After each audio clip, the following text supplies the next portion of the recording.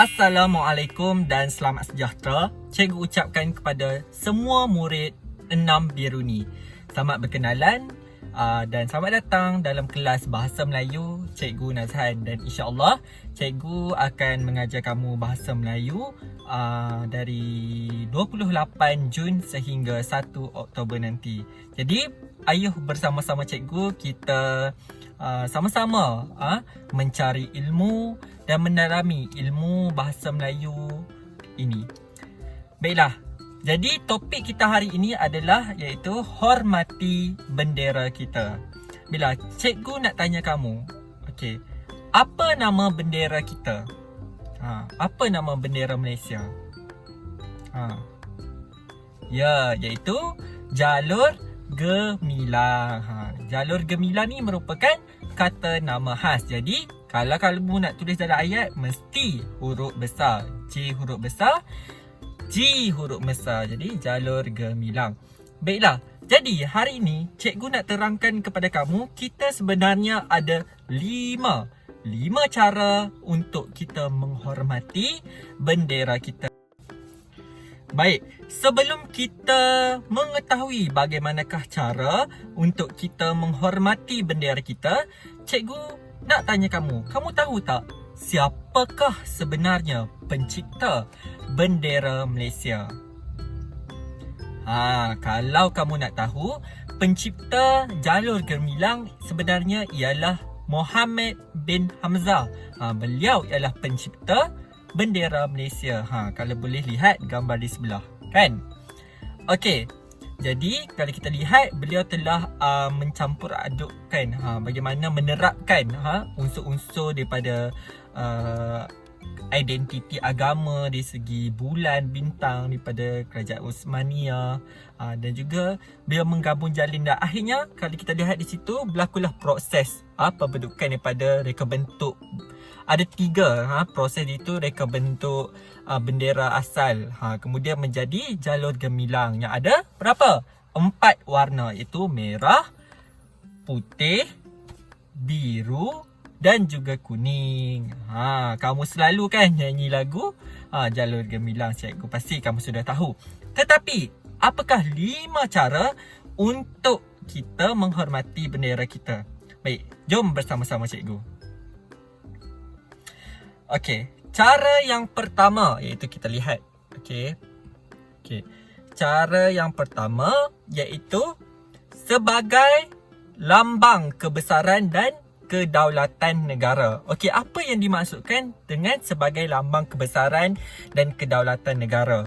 Okey, jika kamu sebagai orang awam yang memakai baju Melayu dan bersongkok, maka hendaklah berdiri tegak dengan kedua belah tapak tangan diluruskan ke bawah.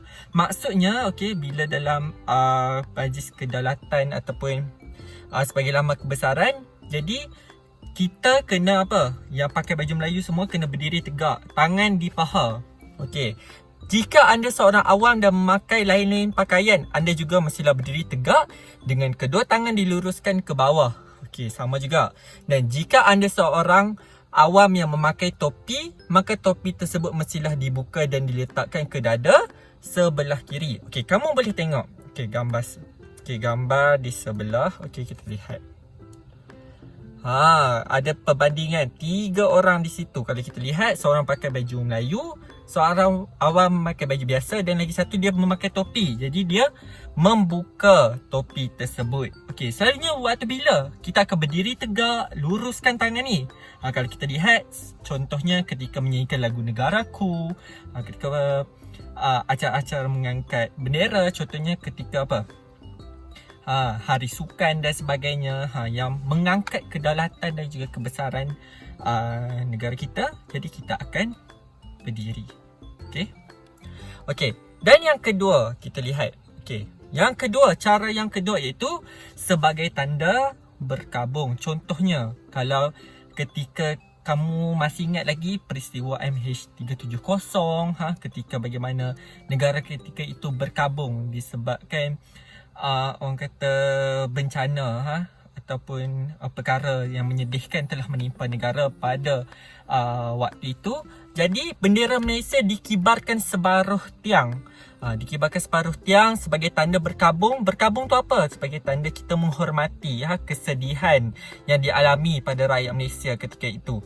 Okey, atas peristiwa-peristiwa tertentu akan dikeluarkan oleh Jabatan Perdana Menteri bagi pihak kerajaan persekutuan dan pihak berkuasa negeri bagi negeri-negeri berkenaan. Okey, terdapat beberapa situasi atau peristiwa yang melibatkan pengibaran bendera separuh tiang, antaranya Kemangkatan Seri Paduka Baginda Yang di-Pertuan Agong dan Seri Paduka Baginda Raja Permaisuri Agong.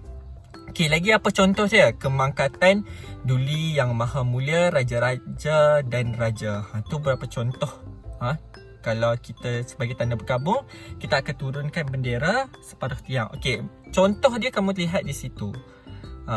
Ada kan? Bendera negeri Perak, bendera Malaysia telah diturunkan separuh tiang.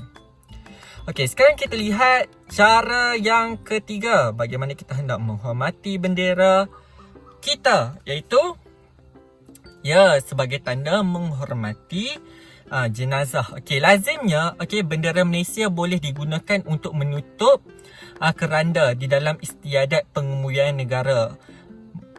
Penggunaannya adalah sebagai satu tanda penghormatan terakhir negara terhadap individu berkenaan yang telah berjasa kepada negara. Selain daripada itu, bendera Malaysia juga boleh digunakan untuk menutup keranda individu-individu yang berikut. Contohnya duta-duta Malaysia yang meninggal di luar negara, anggota tentera dan polis yang meninggal semasa bertugas, dan membawa pulang jenazah rakyat Malaysia yang meninggal dunia di luar negara yang ditentukan oleh kerajaan. Jadi kita lihat selalunya mereka ini adalah orang-orang yang berjasa, perwira yang telah memberikan sumbangan, tokoh dan sebagainya. Lazimnya kita akan sebagai tanda menghormati jenazah, kita akan letak keranda tu, akan letak bendera Malaysia. Okey, yang keempat. Susunan kedudukan bendera pada hari biasa dan hari-hari kebesaran persekutuan. Kalau kita lihat berdasarkan gambar di situ, ada dua. Iaitu kalau ada dua bendera sahaja, iaitu negara dan negeri, kedudukan dia adalah begitu. Negara akan berada di sebelah kiri kita, masa negeri akan berada di sebelah kanan kita. Yang kedua iaitu kita lihat kalau ada tiga bendera. Cikgu pasti dalam keadaan tiga bendera ni kamu selalu lihat. Waktu bila kamu lihat tiga bendera ni, contoh ketika majlis perhimpunan dan sebagainya kan, pasti ada tiga bendera. Itu pertama sekali dari sebelah kiri kamu, iaitu bendera negeri. Contoh negeri Perak. Di tengah pula adalah bendera negara, bendera Malaysia, jalur gemilang. Dan bendera yang ketiga, iaitu yang paling kanan sekali, kanan kamu, ialah bendera institusi. Apa maksud institusi? Contoh dia macam sekolah. Contoh, kalau dalam perhimpunan, di sekolah kamu mesti di sebelah paling kiri adalah bendera negeri Perak, di tengah bendera jalur gemilang, dan yang kanan sekali ialah bendera SK Kampung Pasir Putih. Faham? Jelas? Dan kita lihat cara yang kelima. Cara yang kelima iaitu cara menghormati bendera ialah mengibarkan jalur gemilang dengan betul. Kalau kita lihat banyak jadi isu kebelakangan ni disebabkan cara pengibaran jalur gemilang yang salah. Contohnya diletakkan bendera terbalik dan sebagainya. Ini merupakan satu tindakan yang tak wajar. Sebab tu kita kena mengambil cakna perkara-perkara yang sensitiviti, yang berkaitan dengan kenegaraan dan sebagainya. Sebab ia menggambarkan tanggungjawab kita sebagai rakyat Malaysia. Jadi cikgu yakin kamu semua perlu untuk memahami. Contoh kita lihat bendera bersih biasa dalam keadaan tersebut. Contoh kita lihat kedudukan bendera yang salah. Bendera bersih biasa dikibar secara gegantung, sedangkan bendera, kalau lihat kalau kita nak gantung bendera di tiang, kita mengambil yang tengah-tengah tu, yang dia tulis betul tu. Yang tu kita gantung di tiang. Tapi kalau kamu gantung yang lagi satu, secara sengit begitu. Jadi dia telah sebenarnya ada satu cara yang salah. Jadi kita kena mengibarkan jalur gemilang dengan betul. Dan selalunya bila kamu besar, kamu pergi ke sekolah menengah, kau pergi ke institusi pengajaran tinggi, cikgu yakin kamu pasti akan terlibat dengan pelbagai pengurusan. Jadi pengawas, jadi pengelola, urus majlis. Di IPT sendiri pun banyak, setiap program mesti kita ada acara-acara rasmi. Dari segi nak ketika hari kemerdekaan dan sebagainya. Jadi kamu kena tahu dari awal lagi, kamu kena faham dan rujuk. Okey, bila kita dah buat sesuatu perkara ni, okey, minta rujukan daripada pihak atasan. Okey, betul tak cara kita mengibarkan jalung gemilang ini? Okey, jadi itu sahaja 5 cara menghormati bendera kita. Cikgu harap kamu faham. Okey, jika kamu tidak jelas, boleh komen ataupun bertanya kepada cikgu di ruangan Telegram. Okey, insyaAllah cikgu akan jawab. Jadi cikgu ada tugasan untuk kamu. Okey, kamu boleh lihat di situ.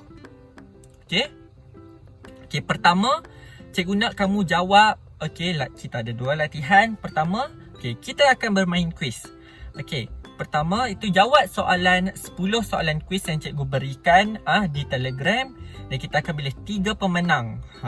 Kita lihat siapa yang jawab paling betul.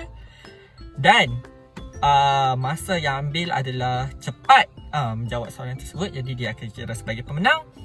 Dan yang kedua, iaitu cikgu nak kamu senaraikan cara menghormati bendera kita 5. Senaraikan 5 cara menghormati bendera kita dalam peta bulatan dalam buku latihan. Kemudian tangkap gambar dan hantar kepada cikgu. Sekian, terima kasih.